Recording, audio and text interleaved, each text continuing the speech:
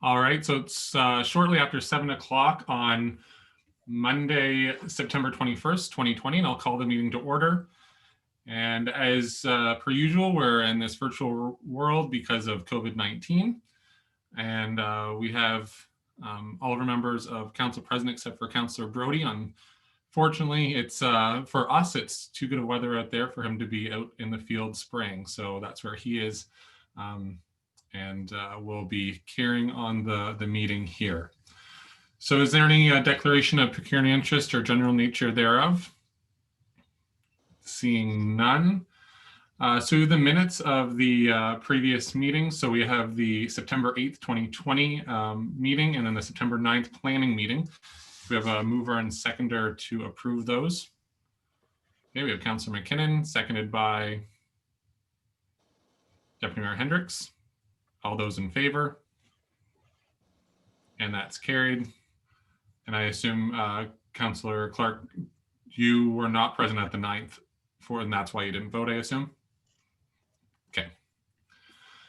All right, so we have two delegations at 7:05. We have Chris Bailey, and it looks like we also have Ryan Price from the County of Middlesex, their IT services, and that's update for IT policies and township website.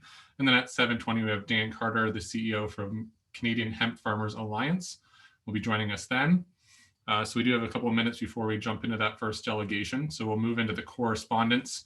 And the first is the upcoming conferences, seminars, and meetings. And our next regular meeting, which will be virtual again on Monday, October 5th, followed by Monday, October 19th. And then we'll have our next virtual planning meeting is scheduled for Tuesday, October 20th. So the recommended readings, the next section there, the first one is from the Sauval Bayfield Conservation Authority, and it's the GM report from September 17th, 2020, followed by the July 16th Board of Directors meeting and the September 17th agenda for the Board of Directors.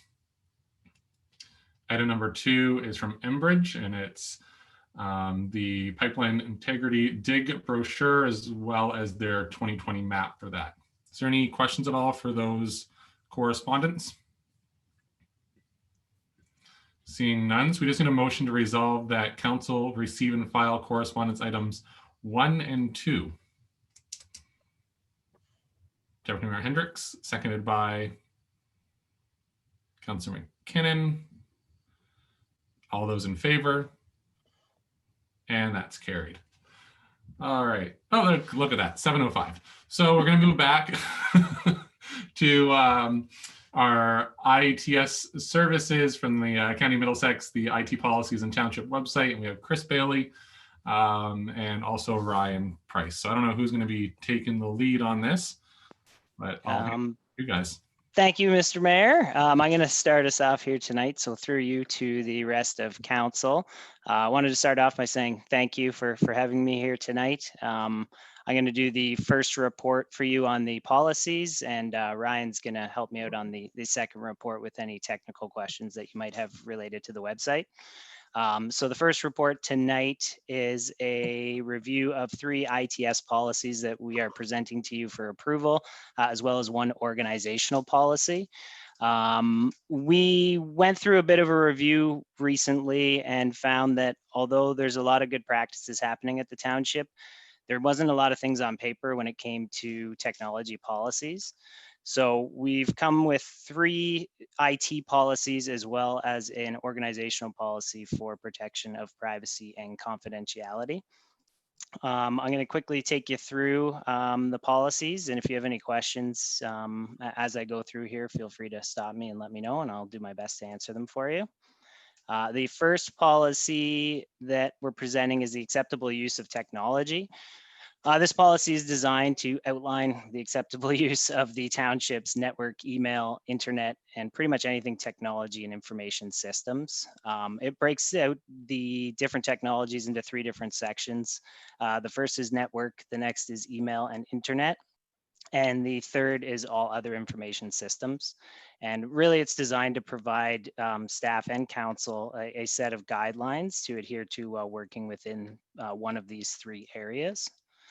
The next policy is the cell phone and mobile device policy.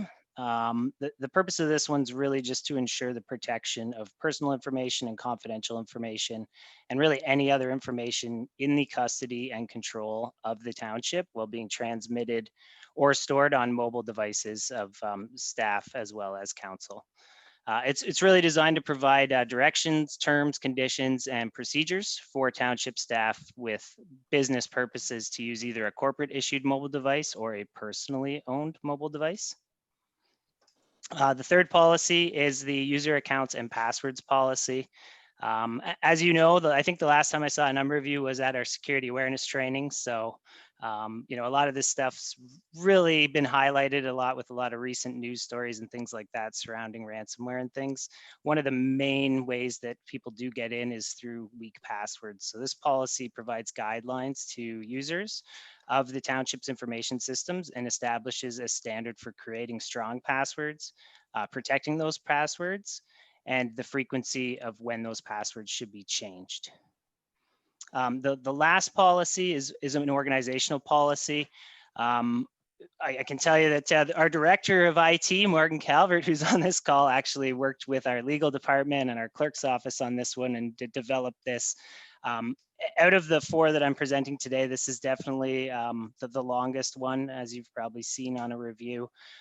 This one's really designed with a lot of different things, so I'm going to go off a little bit here just to discuss the purpose of this one. And if you do have any questions, again, please feel free to stop me and chime in. It ensures the protection of personal information and confidential information and how it is collected, retained, used, disclosed, and disposed of by the township. It provides a right of access to individuals with respect to their personal information about themselves. It ensures individuals have access to information which is not considered to be personal information, personal health information, or confidential information. It establishes procedures to assure that public and the township takes privacy and confidentiality of information seriously by taking proactive measures during program development and service delivery. I'm going to expand on that one a little bit. A part of the policy is something that's called a privacy impact assessment. And anytime we're looking at a new technology, what we do is we take it in and we determine what type of information is going to be stored, gathered, or used for that project. And then we assess the technology used surrounding that. And then we are able to basically give it a rating and figure out the best way to make sure that we keep that data and information safe. Excuse me. Another piece here is to identify what personal information is, as well as confidential information. And it also will establish investigation and reporting procedures for privacy breaches, which is a big piece of the legislation as well. Any question on any of the four policies? Are there any questions at all from members of council? No, I don't see any. Okay. Then that made it easy on me. Thanks, everybody.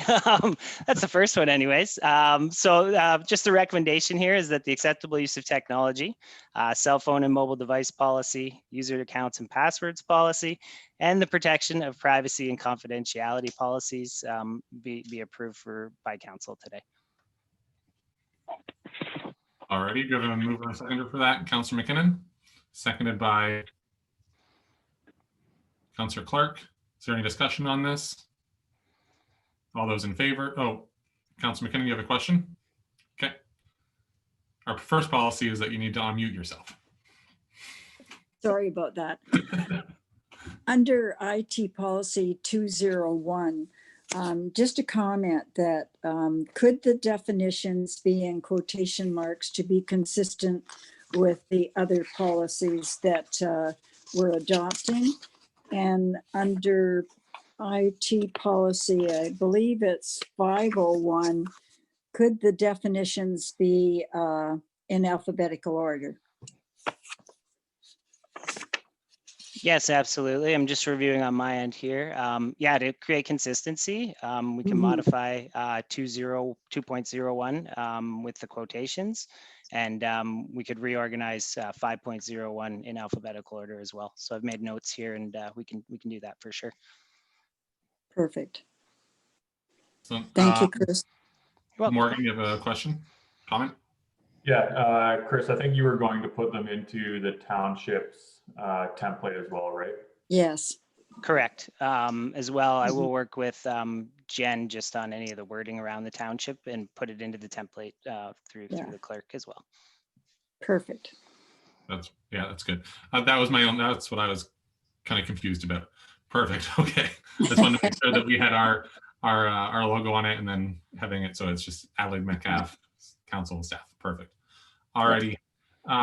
So that was moved and seconded. All those in favor? And that's carried. And I'm assuming, Chris, are you doing this for all, like going around to all the lower tier municipalities then? Yes, we've already implemented in 2 of the supported local municipalities, and the plan is to present these across the board. It just creates a great consistency and Mhm. really Yeah. drives home the security and things that really just need to get things down on paper. As I said, a lot of places do have good procedures in place, but nothing official. So this creates, the officialness on them and gets them on paper. So Excellent. Morgan? The other thing to note is a lot of these things are required for insurance purposes. So if we were ever to walk down cyber liability insurance, if we thought that was of benefit, then this checks a lot of those boxes as well. Excellent. All right, so we'll get to the second part of the IT delegation. So Ryan Price, I guess you're going through the website proposal information. I'm going to go through, yeah, but Ryan's here as my backup in case there's any technical questions. Okay. Call him the smart one in the group here between me and him, because if it comes to the tech side, I'm not going to be able to answer those efficiently for you. So if anything comes up technical, Ryan's here to back me up, basically. But I'll go through the report as a starting point, and then same as the last one. If anyone does have questions as we proceed, please feel free to interrupt and ask those. As most of you know, over the course of the past 3 years, since we've been providing IT services, there's been a lot of talk about the website, getting a new website in place, something that could really be a driver for citizen and, public engagement. Part of that was a review of the existing website to determine some of the gaps that have been presented there. At the start of this year, Middlesex County ITS actually worked through an RFP process to find a partner for web service delivery. Through that RFP process, 7 proposals were submitted, and there was an evaluation committee. It consisted of members of the county and local municipalities, including Jen Turk. So Jen, just wanted to say thank you for being part of that committee. It was good to just get kind of a viewpoint from the local municipality side as well as the county side. We thought that was really important to make sure that everyone was included in the process. Now through that, we came up with a successful proponent of the RFP. The company's name is Digital Echidna, and they're actually based out of London. We've worked with them in the past on other projects as well, including Middlesex County's website and a few of the local municipal websites as well. Going to break down some of the challenges with the current website. One of the biggest things right away is non-compliance with AOTA, the Accessibility for Ontarians with Disabilities Act. The deadline for AOTA compliance for websites is actually coming up very quickly, January 1st, 2021. The current website does not comply. So that's one of the major focuses here, is getting something in place before that deadline or close to that deadline that will meet that standard. Cybersecurity, of course, huge topic, as we know. The current township website is no longer supported for security updates because it uses such an old system to manage the content. Providing a website that's secure, it ensures that residents viewing or submitting information through the site are protected from potential malicious activities. Another issue with the site is the navigation and responsiveness of the site. I've tried to look even today at your council page through the website on my iPhone, and I was unable to do that. So I ended up having to jump on my laptop, which, I figured it out eventually, but yeah, responsive design is huge. The ability to quickly find information on a website, access that information, and provide a seamless experience across all the devices is something that, really is expected at this stage of web development. And it just, creates a good experience for residents coming to view the website. Attached to this report, or I think it was an additional item on the agenda, was a proposal from Digital Echidna that outlines a plan for a full redesign, rebuild of the township website. The areas that they're going to focus on, and it's going to include these features: fully AOTA compliant, intuitive navigation, enhanced search functionality.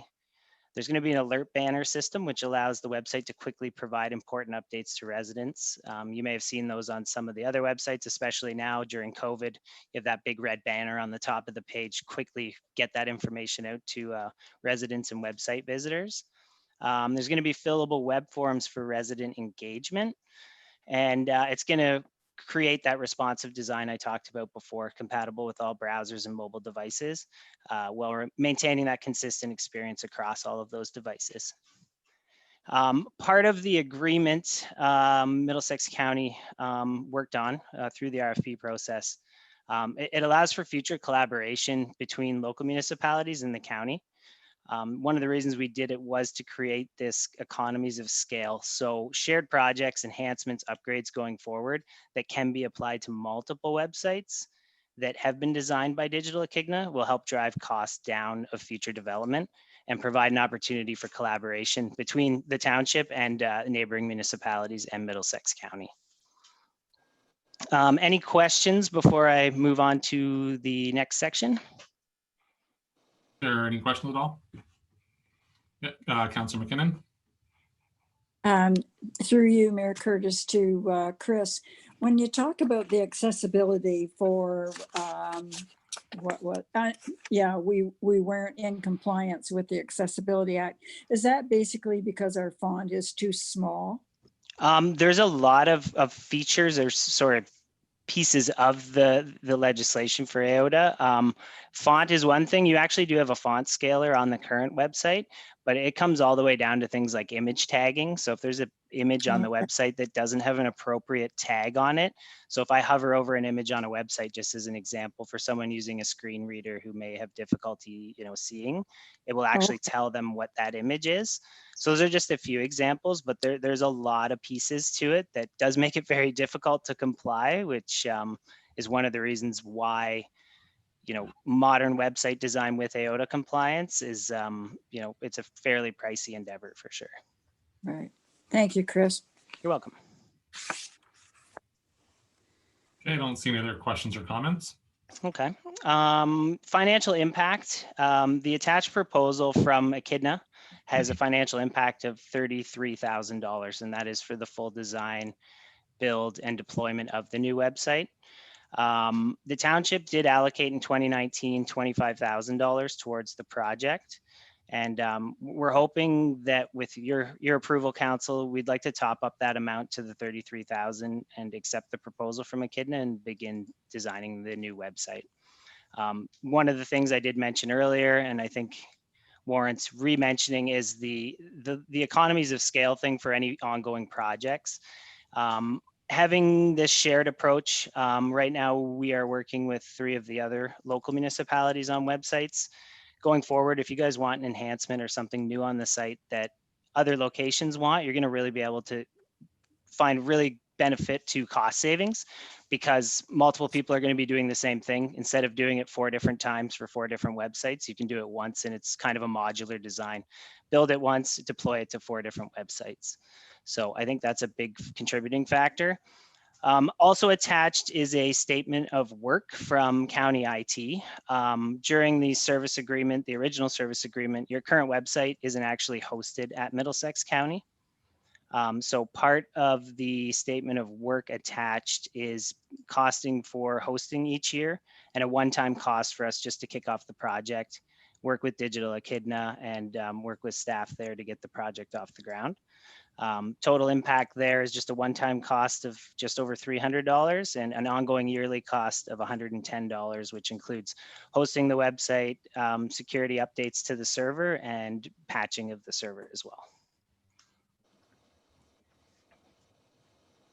Alrighty, is there any questions at all from council? Okay, seeing none, and if there's anybody that is watching live here, I just want to make a note that you mentioned that we had the $25,000 in the 2019 budget. Obviously, this is above what was budgeted there, but I think anyone that has been on council or anybody that has been looking at our website over the last number of years, there has not been any updates, I don't think, like overhaul of the website done in over 10 years. So we're well overdue. And I think at this price, you know, it's quite reasonable when you look at other website designs. So I'm quite happy with it. And I think myself, council and staff will be, and the public, when we start, you know, using this new website, they will see the benefits of this new design. So I'm quite happy to have this finally here, and hopefully, you know, in the near future have that up and running. So do you have a mover and seconder for approval? Councilor McKinnon, seconded by Deputy Mayor Hendricks. All those in favor? I have a question. Oh, I'm sorry, Councilor Clark.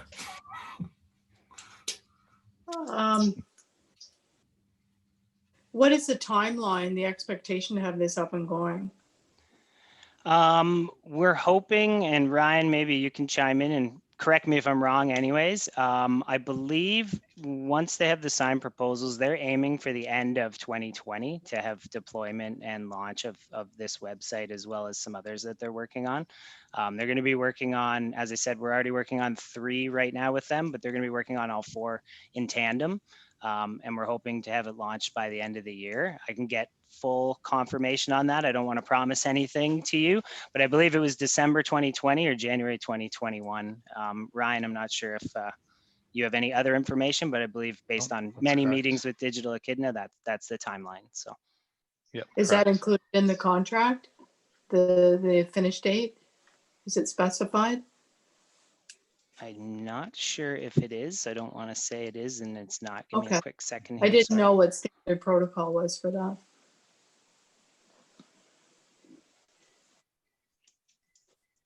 So, Mr. Mayor, if I can jump in, to have an end date on projects like these, it can be a bit challenging, because there's also quite a bit of work that happens on the township side in terms of updating the content and getting it moved over to the new website. So there's a lot of variables in timing, but working with the kid in the past, if they say it's going to take 3 to 4 months, then it's going to take 3 to 4 months. Mm-hmm. Okay, thank you. Okay, Deputy Mayor Hendricks. Yeah, I do see that on the payment schedule, it's project sign off is December 2020. So Yep. I would assume that would mean that the work is done then, in order for payment sign off to happen, or project. Yeah, I sign-off. didn't know if that meant sign off in a different way. So that's why I asked about the timeline, but that's fine. Thank you. And Councilor McKinnon, was that your comment as well? Yes. Okay. So I think that was moved and seconded. If there's no other questions or comments, all those in favor? And that's carried. All right. Is there anything else from you, Chris? No, that's it. Again, thank you very much for having me tonight. Really appreciate it. Yeah, have a good rest of the meeting, everybody. I'm sure I'll see Okay. you all again soon. Okay, thank you, Chris. And sorry, Ryan, we didn't have any tough questions. Thank you for having me. All right, thanks. And we're beyond the 7:20 for our next delegation, so we should add Dan Carter in. Mr. Mayor, I don't see Dan in the waiting room. Oh, okay. Jen, I'm not sure if you've heard anything. No. I have not, but if our emails haven't been working, then I won't get a response from him. I did send him the link a week ago when he asked to be on this agenda, so there could be technical issues possibly on his end. All righty, so we'll keep on moving, and then if he does join us at a certain point, we'll go back to that delegation then. So the next section here is the committee minutes. So we have the Joint Health and Safety Committee minutes from January 9th, 2020. And we just need to have a motion that council, is it a motion to approve or a motion to receive, Jen? I prefer a motion to approve because council is the governing body over top of the Joint Health and Safety Committee. I know in the past we've only received them. Okay. Alrighty, so we need a motion to resolve that council approve the Joint Health and Safety Committee minutes for January 9th, 2020. Okay, Councillor Clark, seconded by Deputy Mayor Hendricks. All those in favor? And that's carried. All right, so moving to, Deputy Mayor Hendricks, you have a question? Yeah, I see that the next meeting was to be April 16th, 2020. Did that happen? And have we seen minutes for that?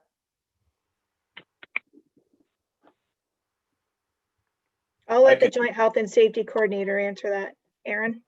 Yes, I can answer that. Thank you. So, yes, it was scheduled for April, but it was postponed due to COVID. So we did have one on September the 3rd, and we have another one coming up on October the 8th. And there's going to be some changes you'll see in those minutes when you get those. Excellent. I'm assuming that's why these minutes came now instead of a while ago then, because you guys approved them on your committee and then they come to us. Yes. Yeah. Okay. Okay, is there any other questions at all for those committee minutes? Okay, seeing none, we'll go into our staff reports. And our first staff report is from our Public Works Manager, and we have Coulter Cahill on here. He's here on the phone. Coulter. Thank you, Mayor Smith. There we go. I made it on. A little late, but I made it. My first report tonight is on the Kerwood wastewater treatment plant and the service agreement we have with Aqua, which is attached. The township previously had a staff member with the appropriate certification and specialized knowledge and skills to appropriately maintain the plant. Unfortunately, this isn't the case anymore. It also was not the best system as there was no continuity in the event that a staff member got sick, took vacation, or otherwise left the organization. We needed to find an operator who could fill these roles as there was a pending ministry requirement to resolve a non-compliance training issue. With the assistance of the County of Middlesex through the service agreement, the township contacted Aqua to negotiate a short-term agreement so the township could quickly resolve the non-compliance issue and the potential environmental challenges created if the plant failed in any capacity. The township used the emergency provision with the procurement policy for the purchase of the services to maintain the Kerwood wastewater treatment plant in Kerwood to ensure timely resolution to the proper oversight of the plant. This is just a definition of the emergency purchase for council's information.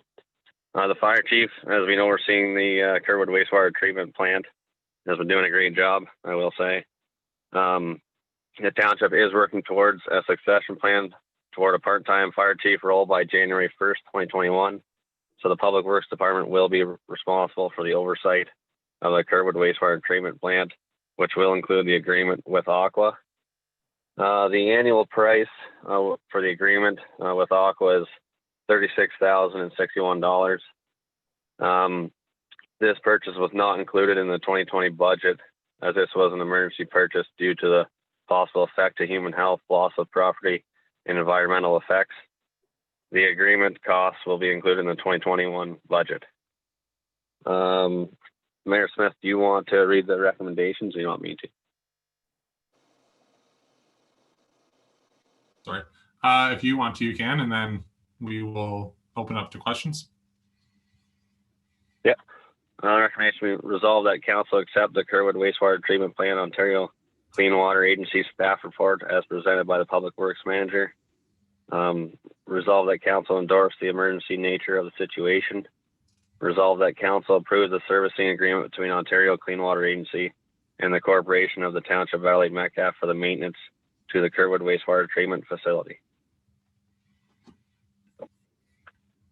Excellent. Okay, is there any questions at all from members of council? Yeah, Councillor McKinnon. Oh, you're on mute. Thank you. Just a question through you, Mayor Curtis, to our acting administrator, Morgan. And on page 14, it's in regards to notices. And it says the notice to the client shall go to Morgan. I'm wondering if, because it's a contracted position, if that shouldn't be either the clerk or the road superintendent rather than a contract that may expire soon. Yeah, through you, Mr. Mayor, to Councilor McKinnon, you're right. It should be a position and contact information. That was an oversight of my own to have my name in there. I didn't place it there, so we can get that updated. Thank you. I would suggest it should go to the Public Works Manager. Yep. Oh yeah, I think that, yeah, that makes a lot of sense. Yeah, if I may, Mr. Mayor, Coulter is going to be overseeing their Kerwood wastewater treatment plant and the associated aqua contract. And that's been updated in his job description as well. Excellent. Okay, is there any other questions at all for this one? Okay, seeing none. So it looks like we're doing all these motions separately. Oh, Deputy Mayor Hendricks. Yeah, sorry.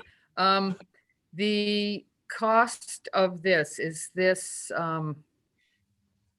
booked back to the people who are using the wastewater, or is it a general township cost? No, it should be billed back to the individuals using the wastewater treatment plant. Thanks.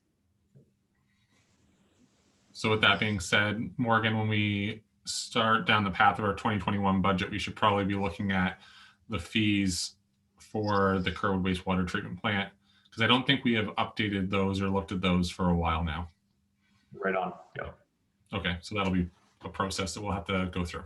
Absolutely. Yeah. Okay. We'll put that on the list. Definitely on the list. Excellent. Okay, so we have a number of motions here. So the first one is to accept the report that Coulter just presented. Okay, Councilor McKinnon and Deputy Mayor Hendricks, all those in favor? And that is carried. And then next. I have the next two together, Mayor Smith.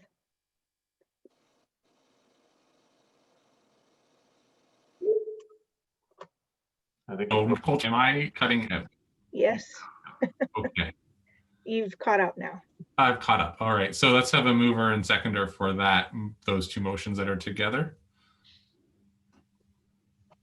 Okay, Deputy Mayor Hendricks and Councilor McKinnon. All those in favor? And that's carried. Okay, so I think we are done with that first one from Coulter, and we'll, oh, Morgan? So I just want to, if you don't mind, Mr. Mayor, jump in and just give a genuine thank you to the fire chief for overseeing the Kerwood wastewater treatment plant in the interim. It was a pretty hefty job, and he did it in aces. So thank you, Chief. We absolutely appreciate what you've been able to do over time, and thank you, Coulter, for stepping up and taking over this contract. Excellent. It's the fire chief in Adelaide Metcalfe wears many of hats, not just the fire chief, that's for sure. So I'm sure that when I was reading through the report, I'm sure that you'll be a little more relieved. My understanding is from reading that you're looking at more of a part-time going forward in the new year and getting rid of some of those extra hats and putting them to a side. So that's probably exciting for you. That's the plan. Excellent. All right, so we're going to move on to that next report from Coulter, and it's the grass cutting report. Thank you, Mayor Smith. It's just a grass cutting services report. Our grass cutting contract expires this October of 2020.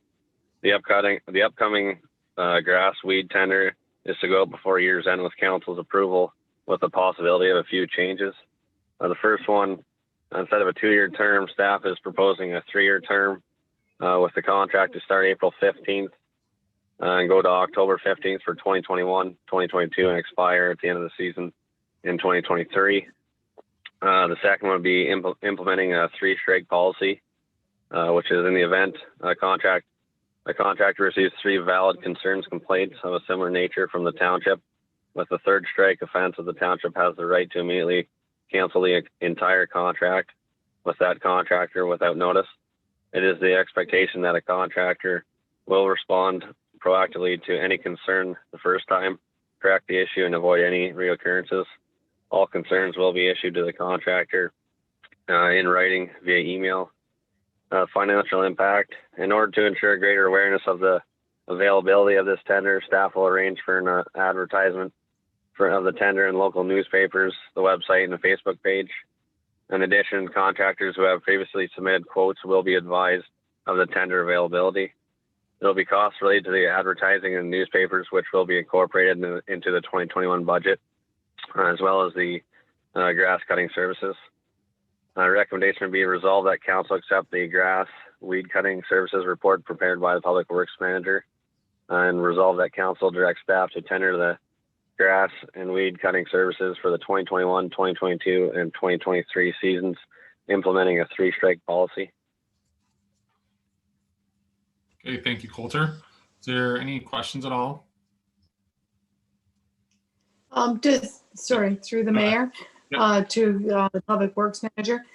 I got a complaint, I guess, from a ratepayer on the weekend. I got an email, and I just want to clarify, are the 2 Public Works garages, are they included in the current tender? Through Mayor Smith to Councillor Clark, yes, they are. Okay, all right. Because there was some concern that they're not being maintained properly, but we can address that later. Just wanted to make sure they're included. Thank you. Okay. Is there any other questions at all? I just had one question. So with the 3-strike policy, is that if, say, they got 2 strikes in year 1 and then a third one, or the third one in year 2, is that the 3rd strike, or does it reset after a season? I would say it would be 3 strikes in the whole contract, but we haven't quite looked into it completely, but that's what I would suggest. Okay.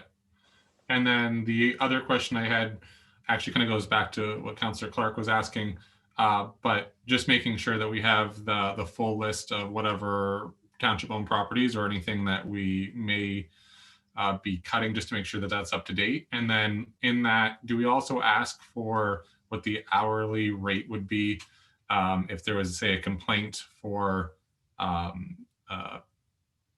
land property standards issue, where it would be a per hour rate, or how does that work?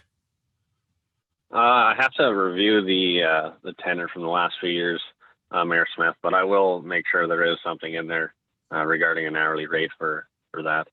Okay, perfect. Okay, is there any other questions at all for Coulter? Seeing none, so we need a mover and seconder to accept the report and also to direct staff to tender the grass and weed cutting services for 2021, 2022, and 2023 seasons, implementing a 3-strike policy. Councillor Clark, and seconded by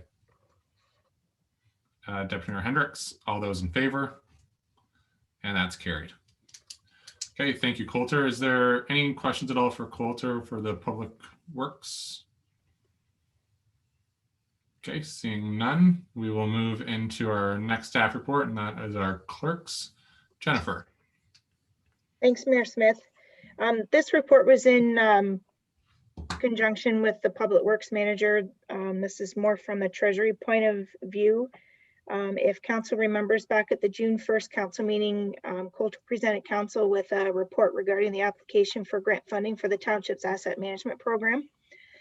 In accordance with the Ontario Regulation 588-17, asset management planning for municipal infrastructure, Adelaide Metcalfe is required to develop an updated asset management plan addressing core infrastructure by July 1st, 2021.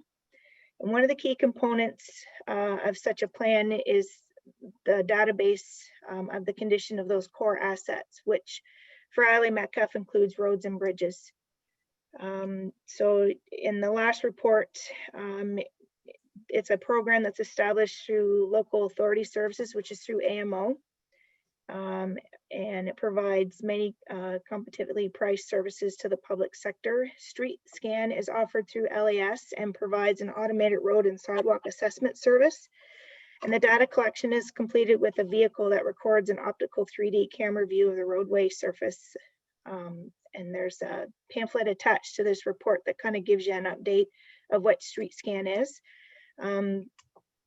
An email update was provided on August 31st, indicating that the township's application position is currently 261st.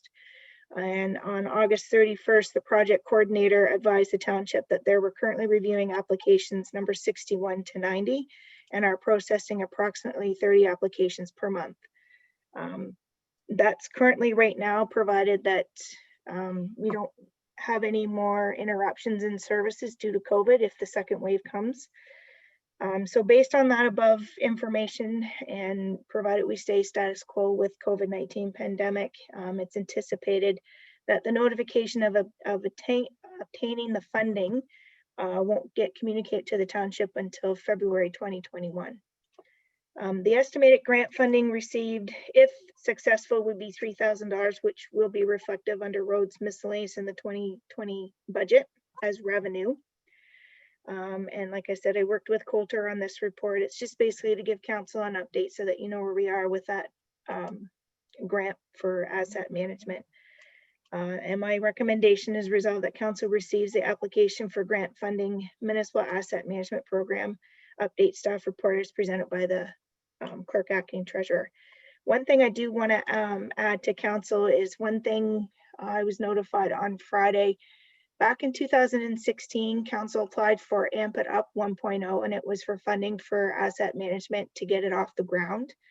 The plan as we have it today is lacking a lot of information. So we've been advised that there's funding that's still available from that AMP It Up 1.0 with a deadline of October 7th. So that's something that staff's working to implement to get funding for that, so that we won't have to hopefully pay out of our pocket for a consultation for our asset management plan, because right now as it stands, our asset management plan is very little.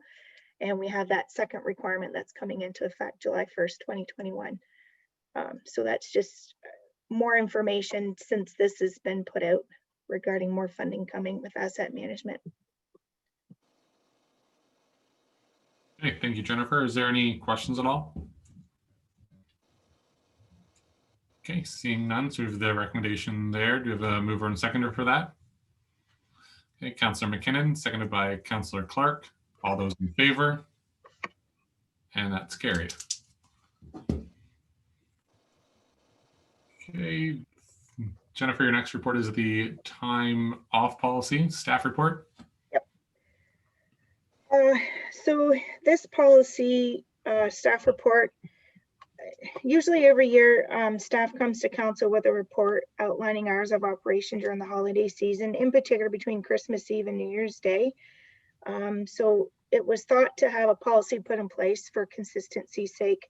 And then it also makes it black and white, and it's easy for staff to understand what's required every year in order to have these days off if council chooses to go more than Christmas Day, Boxing Day, and New Year's Day. In 2019, council approved the office to be open December 30th, 9 to 4, and December 31st, 9 to 2. That was also approved to be closed December 24th, 25th, 26th, 27th, and January 1st.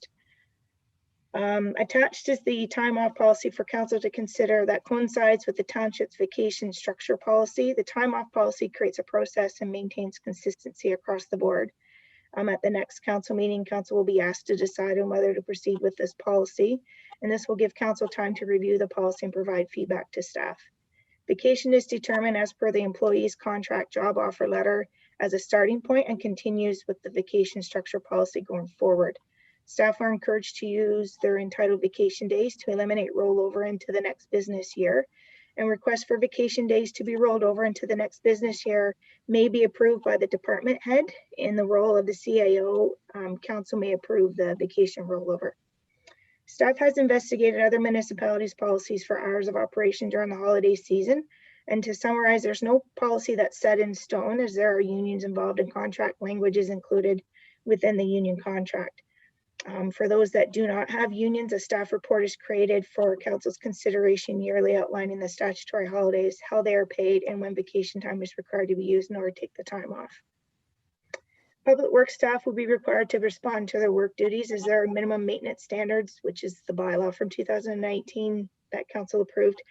That's required to be met with maintaining roadways, including the sidewalks. Council also approved a bank time policy for public works in March 2019 that does not apply to administration staff. Cemetery staff is also available and responding throughout this time. Staff will be required to use a combination of vacation and/or bank time for the days which are not statutory holidays. Tax installments are due November 30th, and late payments are only charged interest for the last working day that the office is open. This will result in limited municipal services between Christmas and New Year's Day. And the financial impact, if the township is not open, the township is not operating, which could have an impact on the community. However, 24-hour telephone numbers are available to the public by Facebook website, and it's recorded on the answering service in the municipal office.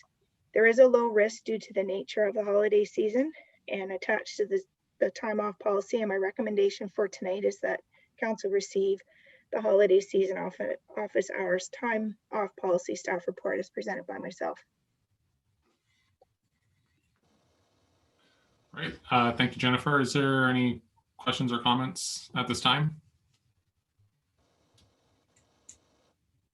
Okay, seeing Mayor Smith, I'll just restate what I stated when I first got on council, is that I maintain that there should be some office hours during the Christmas season, just like the banks are open and other places. And if people are not in, even if we have a skeleton staff or whatever, that any of those days off should be holidays. They shouldn't just be extra days off that they get to have, and they don't.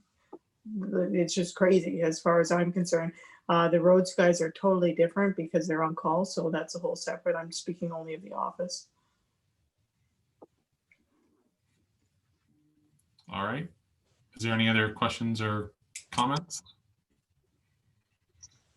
And just to be clear, with Councillor Clark's comment, from what I understood was those dates between Christmas and New Year's, staff would actually be using holidays or bank time. Is that correct? Yep, one or the other. Okay. So that's good. That's good. And then if they don't have either bank time or holidays left, then it'd just be unpaid days. Correct. Okay.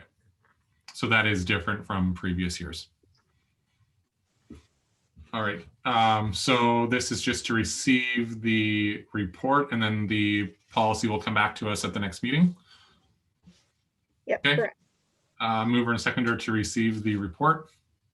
Councillor McKinnon and Deputy Mayor Hendricks. All those in favor? And that's carried.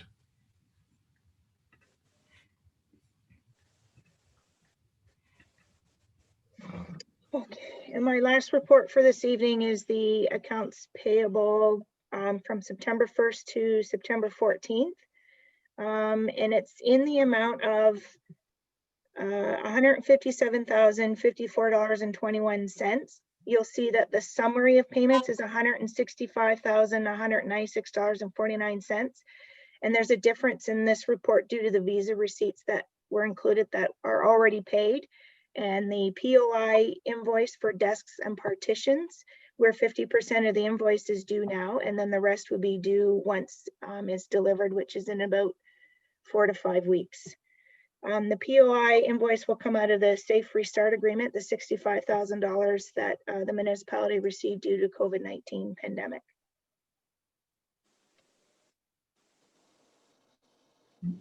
All right, is there any questions at all on the accounts? Seeing none, so we have the motion. Deputy Mayor Hendricks, you have a question? You're on mute. I did see visa fees interest. Is that like interest for unpaid bills? Yeah, through you, Mayor Smith. Yes, it will be, because we only had the one council meeting in August. So some of the receipts, if staff doesn't hand in their receipts on time to reconcile with the statement, then that can make that payment late.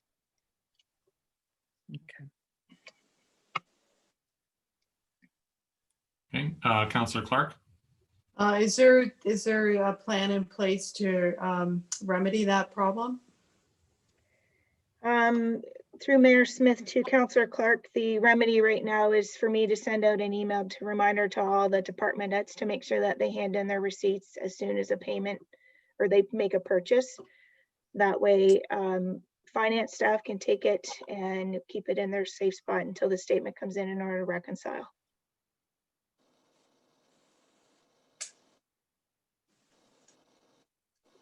Okay. Do you have a follow-up at all, Councillor Clark? Maybe it should come out of each of the department heads' budget for the following year if they can't submit their bills on time. But I don't know. I'll think about that, what the consequence should be. Morgan? Yeah, I know working with other municipalities and their finance departments, there is a policy where they'll pay the visa statement because it's easier to deal with the challenges after paying the statement than reclaiming your interest charges. So for example, say there was a false charge or something that we needed to be recovered on that statement, we could just follow the normal visa process to do that. So in some cases, there are policies where the visa statement gets paid and then you reconcile after, as to get away from those potential interest charges. And then again, it depends on the risk of the balance of the credit card too. So is the visa statement significant enough that we're going to see a large interest charge on there, or is it small enough that we could defer that because it's not, because the risk is outweighed by the reconciliation process, I guess. So Yeah, so maybe there should be a motion that we, going forward, have the visa statement paid in advance. And then, I mean, that's only makes sense to do it that way. There's a code of conduct on how those cards are to be used, so that would govern that.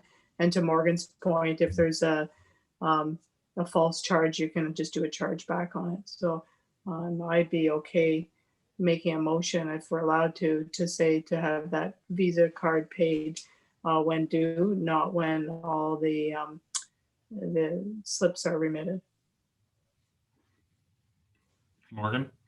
So through Mr. Mayor, through Councillor Clark, I guess what I would ask is just a little bit of time to maybe put together a quick policy for council, so that we can kind of outline the risks and the mitigations that we can put in place, and then we'll bring that back to you. Yeah. So if there's a motion, I guess I would propose that it directs staff to look at a policy, a financial policy such as this, and bring it back to council. Sure. Can we just add that? Could we just review what our current credit card policy is, or would that be a whole separate? Yeah. Can we just add like a little section in there? Okay. So Councillor Clark, do you want to make that motion? Yeah, that's cleaner. Okay. Yes. Yeah. And seconded by, I think Deputy Mayor Hendricks had her hand up. All those in favor? And that's carried. All right. Is there any other questions at all for the accounts? Okay, seeing none. So we need a mover and seconder to resolve that council received the invoice payment approval report as presented by the clerk, acting treasurer, and that council approve the account listings for the September 1st to September 14th, 2020 in the amount of $157,054.21. Councilor McKinnon and Deputy Mayor Hendricks, all those in favor? And that's carried. All right. And that's everything from you, Jen.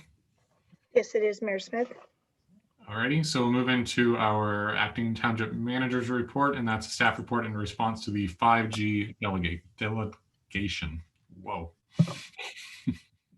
Thank you, Mr. Mayor, and through you to the rest of council. This was a really tough report to put together because any rabbit hole, so to speak, I went down didn't really result in a conclusive outcome around the health impacts of 5G wireless. I did reach out to the Middlesex Sun and Health Unit. I'm still waiting for a response.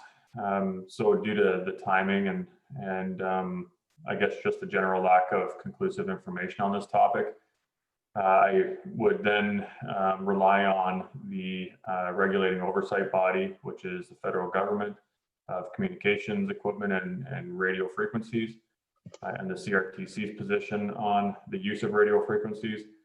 And they deem that they're, based on the available scientific evidence, that there are no health risks at this time. So what I would do is recommend to council that we just continue to monitor this topic and send a letter of thanks to Ms. Heather Cormack, just saying the same, that we'll continue to monitor the conversation. If any new evidence comes to light, that we'll reconsider the topic at that time.